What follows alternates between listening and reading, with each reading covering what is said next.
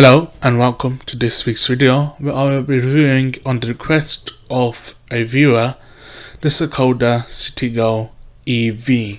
So let's dive right in.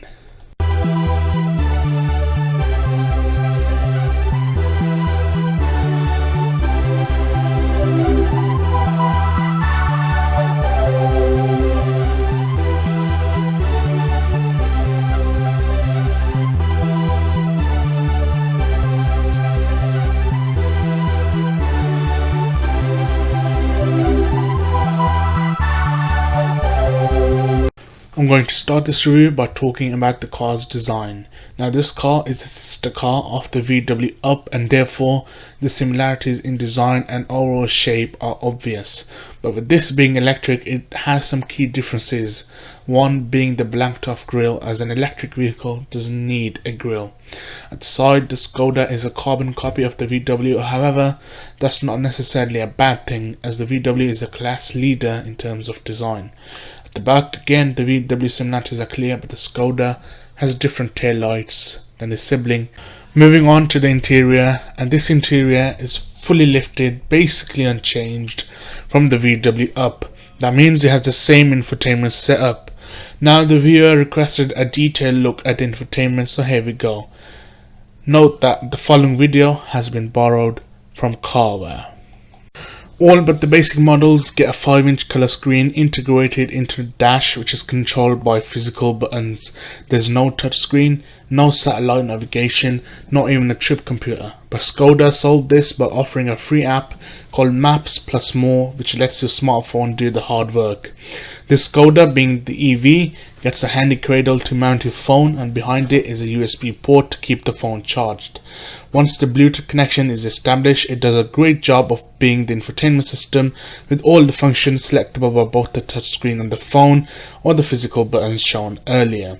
The homepage shows 4 big tiles with media, trip, car and navigation.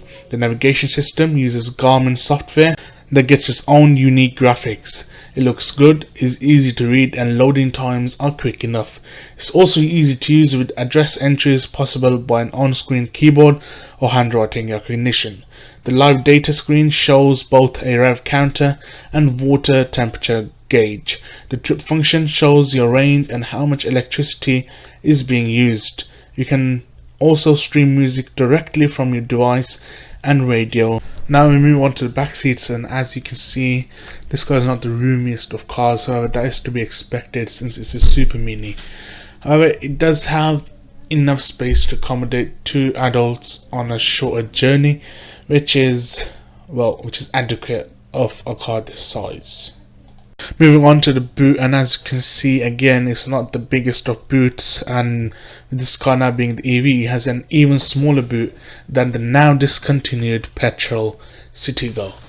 However, you don't buy this car to load it with stuff and people, so for what its users are looking for, it's reasonable.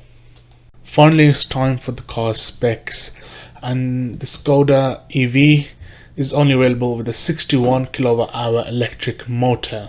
It has a total range of 164 miles between charges and can go from 0 to 62 in 12.5 seconds.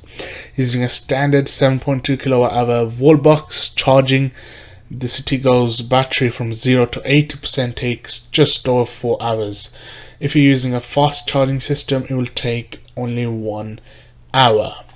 Now it's time for the journalist verdict. What do I think of this car? Well, this car makes more sense in the EV form, and I think Skoda made a good decision by now selling it only as an EV. However, while it does have some good points, the main negative is the £20,000 starting price.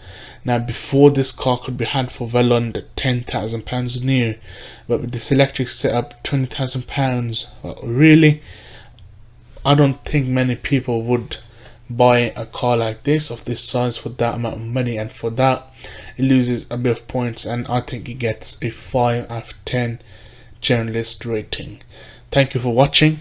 Please don't forget to subscribe, like and share. See you next week. Goodbye.